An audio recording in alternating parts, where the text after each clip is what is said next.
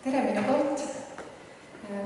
Minul ei ole kella käima panna, nagu Robertil, nii et ma palun, et Heiki, sa näitaksid mingi 5 minutit on aega. Ja ma tahaksin näidata oma ettekande taustaks siis mõningaid slaide, nii et kes istuvad sealpool, see ekraan on minu selja taga.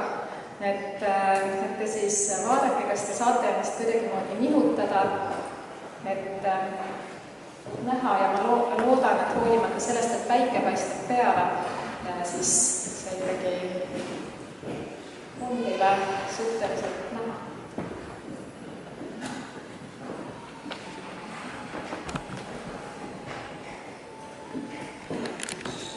Niiviisi, ja mina ei ole teoloog, ma ei ole kunstiajaloolane, ma olen psühholoog ja pereterapeut ja töötan igapäevaselt siis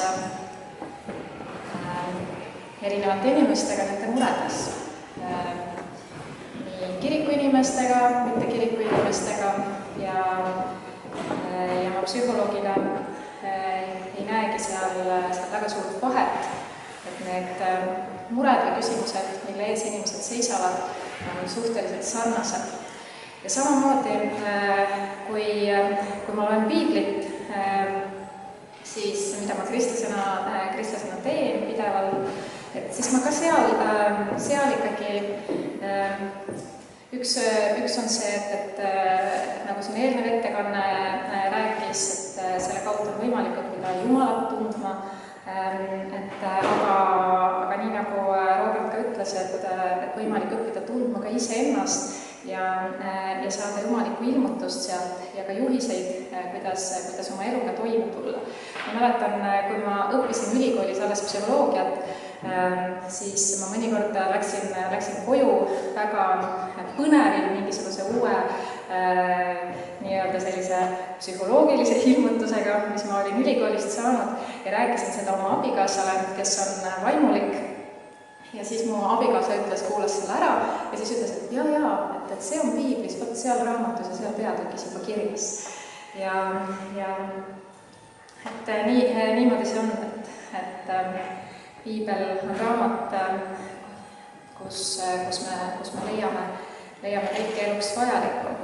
Ja kui ma nüüd lugesin seda ettekannet ette valmistades piiblit selle pilguga, et millised inimesed seal on, siis ma vaatasin ka, et need inimesed on tegelikult need, keda me loeme, keda me peame usukangelasteks ja kes on teinud väga suuri usutegusid, nad on tegelikult päris sarnased mulle, sulle, meile kõigile, meie tänapäeva inimestele oma sellistes igapäevaprobleemides.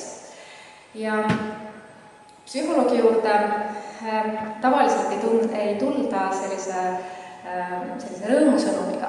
Psühholoogi juurde tavaliselt tulevad inimesed siis, kui on mingisugune mure.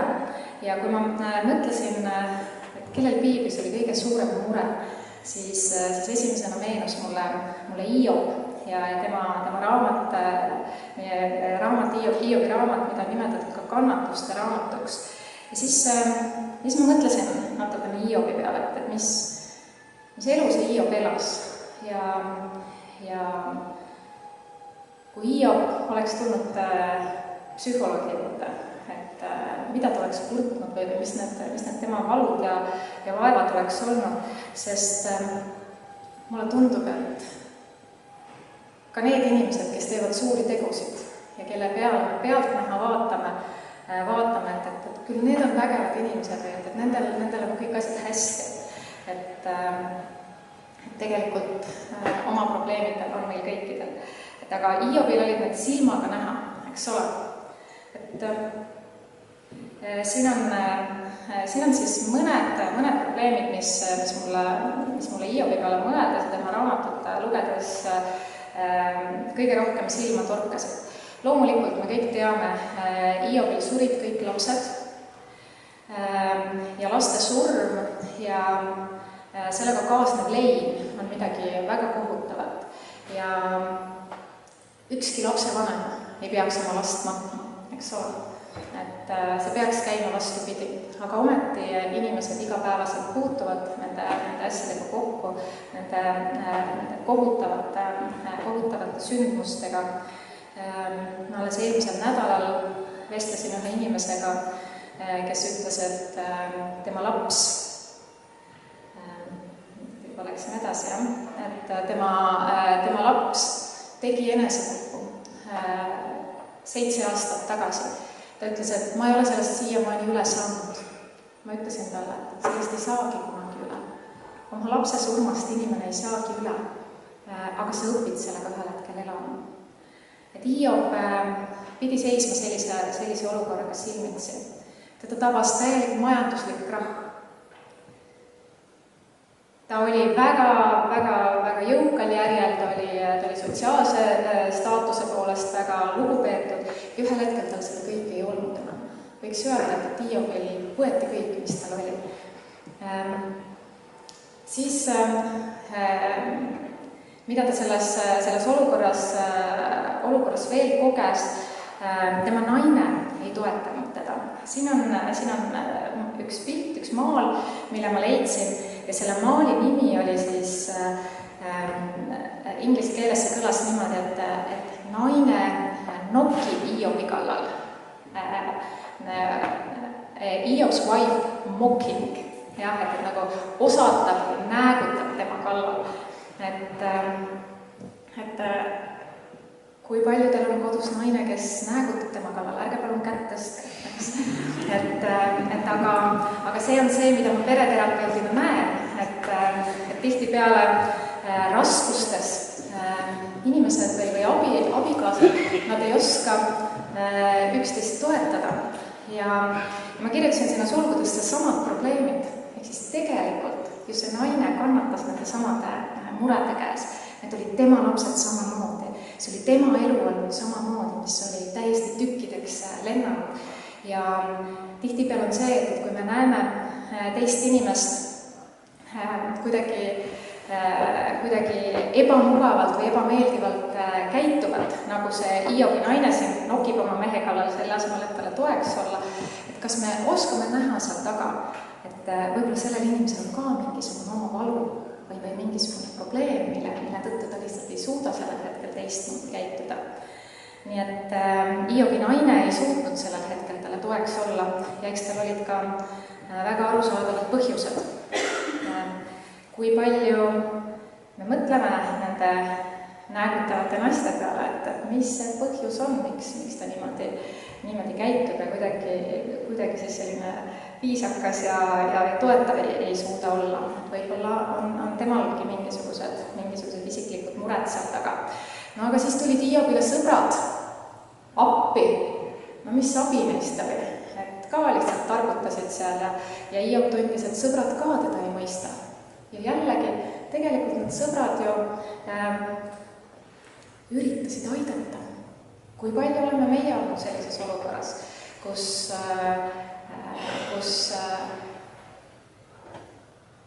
võtame siis niipidi, et sa näed, et kellelgi on mure ja sa lähed ja üritad teda aidata, sa üritad talle midagi rääkida ja sa vaatad, et mida rohkem sa räägid, seda pahasemaks see inimene su peale saab. Et raske on aidata inimesi nende muredes. Kahtlemata Hiob tundis täielikku abitust ja samamoodi Hiob ka küsib seal raamatus mitmeid kordi, miks mina? Miks minuga on sellised asjad juhtunud? Väga sageli inimesed, kes tulevad väga tõsiste kriisidega ka psühholoogi juurde, et nad ütlevad, ma ei saa aru, ma olen oma arust kõik nii õigesti teinud, et miks minuga sellised õnnetused, sellised hirmsad asjad on juhtunud. Me ei teagi. Inimlikult ei teagi ja ei oska anda neid vastuseid tihtipeale. Ja Hiob tundis ennast väga üksildasena, sest ta tunneb, et keegi ei mõista mind, keegi ei saa minust aru, ma olengi täiesti üksinda oma mures ja üksinda oma hädas. Ja ma psühholoogile lugesin sealt välja ka teatud selliseid depressiivsusele viitavaid sümptomeid, aga see on selline minu kiiks natukene. Aga depressioonist üleüldse rääkides, et depressioon ei ole selline välja mõeldud või selline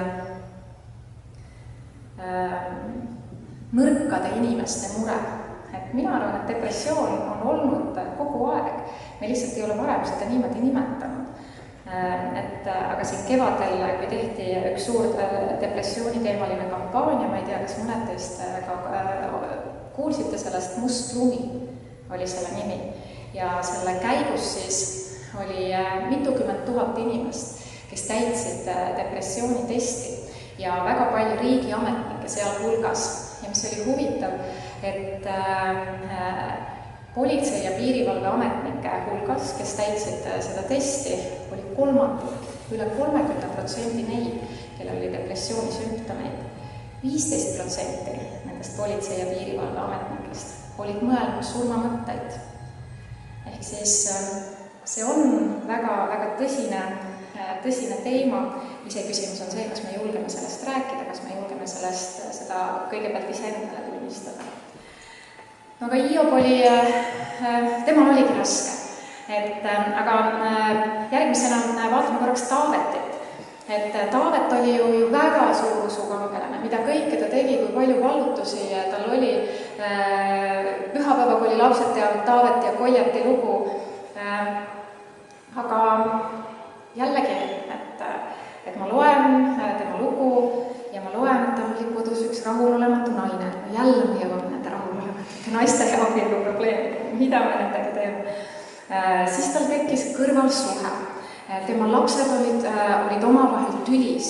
Üks tema lastest väärkohtles seksuaalselt teist ja siis kaks venda läksid selle peale omavahel tülli ja üks tappis teise ära. Siis üks tema poegadest, Absalom, hakkas mässama oma isa vastu, läks isaga tülli ja tahtis isalt trooni ära võtta. Taavetil samamoodi olid mitmed lapsed, kes surid, seesama Absalom, kes lõpuks surma sai. See pilt, see maal siin kõrval on sellest, kuidas Taavet leinab Absalomi ja nutab ja kurvastab siis Absalomi surma pärast. Et jällegi seda leina oli Taaveti elus väga palju. Pereprobleemid, ikka päris tõsised. Tal oli pidev hirm turvalisuse pärast. Ja andke andeks, et ma seda niimoodi nimetan, aga tegelikult, et ta oli kuningas, ta oli väejuht, tal oli pidev mure oma töö pärast. Kui palju inimesi tuleb psühholoogi juurde ja ütleb, et ma ei suuda öösiti magama jääda, sellepärast, et ma kogu aeg mõtlen, muremõtted kogu aeg käivad peas. Ma mõtlen oma tööasjadest, ma mõtlen oma pereasjadest ja ma mõtlen, et kas kunagi tuleb selline hetk, kus ma ei pea muretsema. Ja inimesed ei suuda magada, Taavetil olid ka unehäired, mis ta seal katusel öösel jalutas, magama oleks pidanud. Igasuguseid tervisehädasid oli tal ja kui palju üksildust kumab läbi ka Taaveti lauludest. Ma eile õhtul lugesin Taaveti laule ja lugesin ja vaatasin, et kohati selline jällegi selline depressiivsuse musternäidis. Aga mis oli Taaveti puhul huvitav, on see, et ma leidsin ainult ühe laulu ja vabandust, et ma ei suuda nüüd seda numbrit meenutada, aga ma leidsin ühe laulu, kus ta lõpetab oma laulu sellise negatiivse tooniga. Et Taaveti laulud on selles suhtes väga huvitav, et ta algab kohutava halaga ja ta räägib seal kõik välja, kui hullusti tema elus asjad on. Ja siis, kui ta on selle kõik välja saanud, siis ta ühel hetkel ütleb, aga kiidetud olgu Jumal meie vägede issand ja temal olgu austus igavest ajast igavesti. Et see on Taaveti puhul selline huvitav ja ta mitmeid kordi ütleb, et parem kui ma sureksin, sest elu on niivõrd raske. Kas te teate, kui palju Mark Taavet ei mõelnud enesetapu peale, et kui palju Eestis on enesetappusid ühes aastas? Üle 200. See tähendab seda, et umbes iga 2 päeva tagant keegi Eesti inimestest võtab endalt elu. Umbes 4% nendest on alla 20-aastased lapsed ja noored inimesed. Aastal 2010 kuni 2016 oli alla 14-aastaseid lapsi 6, kes ennast ära tappis. Kui palju me oskame märgata neid asju? kui palju me räägime nendest asjadest. Meile meeldib rääkida ja panna Facebooki selliseid pilte, kus kõik on hästi. Kui palju me räägime, kas meil on need inimesed, kellega rääkida sellest, kuidas me ennast päriselt tunneme, mis meil päriselt hingedel on. Paulus Uuest Testamendist. Ma vaatasin teda sellise, tema ei ole pereinimene, eks, et vist noogutage teoloogid. Kas Paulusel oli naine või ei olnud? Igal juhul ei kurtnud tema üle, mitte kunagi, siis see tähendab, et siis tal ei olnud naist, sest kui naine oleks olnud, siis ta raudselt oleks kurtnud. Aga Paulus oli selline karjäärile pühendunud ja tema karjäär oli kahtlemata Jumalast juhitud ja Jumala tahte järgi, aga tööga, karjääriga seoses on inimestel ka väga palju igasuguseid probleeme. Paulusel oli konflikt oma kõige lähema kolleegiga, Barnabasega läks tüli ja nad ei suutnud, kuigi nad nagu ajasid ühte asja, ei suutnud ühel hetkel koos edasi minna. Keerulised on need hetked, kui tekivad töö juures probleemid selliste inimestega, keda sa oled siiamaani usaldanud ja kellega sa oled väga, väga koos teinud neid asju. Väga raskelt inimesed elavad neid üle. Pidev füüsiline oht, pidev selline ebaturvalisus. Ju kõik teate, paljud on kepihoope sai ja igal pool teda aeti taga ja pandi vangi. Aga Paulus ka, ma olen toonud siin kolm erinevat fraasi tema poolt välja, et Paulus ka väga kenasti sõnastab veel sellised isiklikud raskused. Tahet mul on, aga head teha ma ei suuda, sest head, mida ma tahan, ma ei tee, vaid paha. Mida ma ei taha, seda tahan. Mind õnnetut inimest. Ta võitleb iseendaga, ta võitleb oma olemusega. Siis ta ütleb, peale kõige muu päevast päeva rahva kokkuvool minu juurde. Mure kõigi koguduste pärast. Teate, tippjuhid, kõik tulevad nende juurde, nad küsivad, mis nüüd edasi saab, tippjuhid, kes vastutavad kõige eest. Nad ütlevad, et ühel hetkel ma tahaksin olla lihtsalt üksi, sellepärast inimesed kogu aeg tulevad ja nõuavad minult midagi. Aga kas keegi kunagi küsib, mida mina tahan? Päris viimaseks ma olen pannud siin Pauluse üksitustunde. Paulus ütleb, ei olnud ükski mulle toeks, vaid kõik jätsid mind maha. Öeldakse, et tipus on kõige üksitasem. Aga see üksituse tunne ja see kõlas läbi siin ka üle-eelmisest ettekandest. See üksituse tunne on see, mida ma näen väga palju inimeste hulgas. Nii et samasugused inimesed nagu meie kõik. Aga kui palju me märkame ümberringi neid probleeme? Et tihtipeale on see, et me küsime teise inimese käest, et tere, kuidas sul läheb, teine inimene ütleb, tänan küsimast hästi ja siis me ütleme väga tore ja nägemist. Kas me tegelikult ka teame, mismoodi sellel inimesel päriselt läheb? Väga sageli see inimene, kes ütleb, tänan küsimast hästi, tal on hoopis mingisugune väga tõsine mure hingega. Äkki tal on mingi tõsine haigus ja ta ei räägi sellest. Ta isegi mõtleb, et kuidas ma sellega saan ja ma ei taha selle peale mõelda, ma ei taha sellega tegeleda, sellepärast mul on hirm selle pärast. Ta on pikemat aega töötu. Ta mõtleb, et kas mind üldse keegi palub. Kas mul üldse mingisugust mõtet on enam? Ma ei ole üldse kellelegi vajalik, mida ma teen siin. Tema identiteet on olnud võib-olla tema töö. Väga rasked on need tööde vahetused. Nooremad inimesed tulevad sellega paremini toime, aga vanem põlvkond, kelle identiteet on olnud tema pikaajaline töö, sest töötuks jäämine on väga-väga tõsine probleem. Lahutas abielu. Kas ta ütleb seda? Alkoholism ja erinevad sõltuvused. Ja alkoholism ei ole ainult see, et me näeme, et siin kuskil tänava peal üks asotsiaal kõnnib ja otsib prügikastist pudeleid. Et kui ma alustasin psühholoogina tööd aastal 2000, siis tihtipeale küsitakse, et mis on selle aja jooksul muutunud. Üks asi, mis on muutunud, on näiteks see, et naisalkohoolikuid on juurde tulnud. Ja ma ei mõtle neid naisalkohoolikuid, kes töökohta ei pea ja iga päev ennast täiesti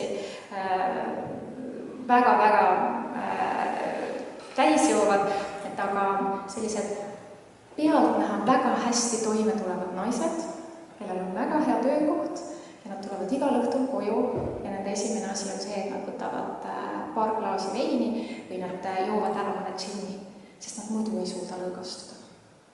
Ma ei ütle seda, et seda meeste hulgas ei ole, on küll, meeste hulgas on pidevalt olnud, aga naisi on kuidagi juurde tulnud viimasel ajal. Ja see on jälle see, mis on varjatud probleem.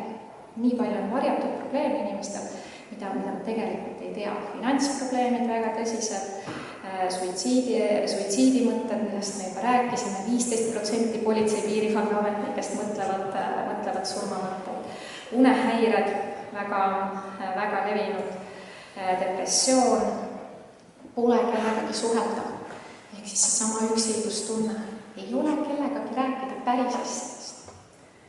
Pidevad tülid abikaasaga, jälle sellest juba rääkisime, ja hirm oma tuleviku pärast, mis edasi saab. Inimesed maadlevad nendega. Ja siis ütlevad teised, et no, aga see ei puutu minusse. Igal ühel on oma elu ja teise inimese eraellu ei sekkuda ja kui ta tahab, siis ta räägib. Inimesed ei räägi. Inimesed postitavad järjest Facebooki ilusaid pilte ja nad ei räägi sellest, mis nüüd tegelikult hinge peal on. Miks? Sest tundub, et kedagi ei huvita. Tundub, et keegi ei taha kuulda. Ja natuke piinlik on ka, eks. Kui kõikidel teistel ümberringi läheb hästi, kuidas siis mina ütlen, et mul on sellised probleemid. Ma ütlen teile, kõikidel inimestel on oma valu ja oma probleem, millega nad maadlevad. Me lihtsalt ei tea seda. Ja kunagi ühes jutluses üks vaimulik ütles sellise lause. Suur hulk inimesi elab vaikses üksilduses ja masenduses. Ja väljapoole nad naeratavad. Kui palju aega on heigi? 5 minutit. Siis teeme 5 minutiga. Siis inimesed ütlevad, et kuidas, et me ju räägime küll, et peres me ju räägime nendest asjadest omavahel ja ma ikka küsin, kuidas läheb. Millest me räägime omavahel? Mida poest on vaja tuua? Kas sa saad lapsele lasteaeda järgi minna? Kuule, autokummik peaks millalgi ära vahetama. Lapse käest küsib, kuidas koolis läks ja kas sul on õpitud või kolleegide või inimestega tuled pühapäeval jumalateenistusele ja ütled tere, jumal õnnistagu sind ja täna on ilus ilm ja üldse on sellel sügisel olnud pikka aega ilus ilm ja kuidas läheb, väga hästi, tore nägemist. Kui palju me räägime sügavamatest asjadest? Kuidas päriselt läheb? Kas sa tead, millest su laps unistab? Kas sa tead, mille eest ta hirmu tunneb? Kas sa tead, mille pärast su abikaasa vaikselt muretseb? Oma viimase vihastumise peale, mille peale sa päriselt vihastusid? Mis sulle tegelikult seal haiget tegi? Kui palju me süüvime nendesse asjadesse? Ja tihtipeale me näeme teiste inimeste juures, ja iseenda juures ka. Me näeme või näitame välja mingit sellist käitumist. Kas ma vihastun millegi peale või ärritun millegi peale, mõni inimene on hästi sarkastiline, mõni inimene üldse vait ei räägi mitte midagi, mõni inimene hoiab kogu aeg sellise kiipsmailingu suul ja ütleb, et kõik on hästi, mõni inimene on hästi ülbe olemisega, ebameeldivalt ülbe. Ma väidan seda, et see ei ole üldse see, mis tegelikult toimub. See on ainult see jääme vee pealne osa. See, mis inimese sees tegelikult toimub, on nagu see jääme alumine osa, mis on seal vee all peidus ja mida me kohe alguses ei näe. See eesmärk peaks olema, et me oskaksime seda näha nii iseenda puhul kui teiste puhul ka. Ja tihtipeale selle vihase või ülbe või sarkastilise või sellise kiipsmailingu taga on tihtipeale hoopis inimene, kes on mures, kes on hirmul, kes on abitu, pettunud, solvunud millegi peale, võib-olla ta on piinlik või häbi ja ta reageerib kuidagi niimoodi. Tihtipeale on seal see üksildustunne või see tunne, et ma ei olegi kellelegi vajalik. Keegi ei mõista mind. Ja see kõige allreeglina on igatsus armastuse ja ühenduse järele. Kas me oskame seda näha, on küsimus? Kas me oskame seda näha teiste inimeste puhul ja iseenda puhul? Ja mulle tundub, et kui me hakkame vaatama inimesi selle pilguga, et isegi need inimesed, kes käituvad meie jaoks ebameeldivad, korraks mõtleme mõne inimese peale, kes sind ärritas viimati, kelle peale sa vihastusid. Tuleb meelde mõni selline olukord. Ja nüüd mõtle, et huvitav, mis tal seal põhjus võis olla. Mis see tema mure või hirm või mingi valu või mingi täitmata vajadus seal päriselt võis olla. Ja kui me hakkame inimesi vaatama selle pilguga, siis mulle tundub, et see on inimeste vaatamine nagu Jumala silmadega. Jumal ka, ta näeb sügavamale. Üks asi on see, mida me välja näitame, aga Jumal näeb sügavamale. Kui me õpiksime või kui me suudaksime vaadata inimesi nii-öelda Jumala silmadega ja vaadata sügavamale, siis uskuge mind, see on hoopis teistsugune maailm. Nii et mis võiks olla siis see usukangelaste eeskuju? See on viimane slaidilgi. Räägime päris asjadest omavahel. Kust me teame, et Taavet tundis ennast üksildasena ja et ta oli mures ja õnnetu, sellepärast, et ta pani selle kirja ja ta rääkis nendest asjadest. Kus me teame, et Paulus tundis ennast üksildasena või see, et ta võitles iseenda sees või see, et ta muretses pidevalt oma siis nii-öelda tööasjade pärast, sellepärast, et ta rääkis sellest ja ta pani selle kirja. Ehk siis minu üleskutse või minu mõte, et mis see usukangelaste eeskuju võiks olla, kahtlemata võib nendest väga palju eeskuju võtta. Aga üks asi, mille ma täna esile tooksin, on see, et räägime päris asjadest. Olgu meil kõikidel vähemalt üks inimene, kellega rääkida sellest, kuidas meil päriselt läheb. Kellega sa julged rääkida oma muredest, oma hirmudest, oma nõrkustest, oma võitlustest. Ja ärgem kaotagem lootust. Nii nagu Taavet. Alati kõige raskemas olukorras ta ikkagi leidis selle lootuse kiire üles. Nii et järgmisel korral, kui te kohtute kellegagi ja küsite, et tere, kuidas läheb, siis peatuge hetkeks ja küsige edasi, kuidas sul päriselt läheb.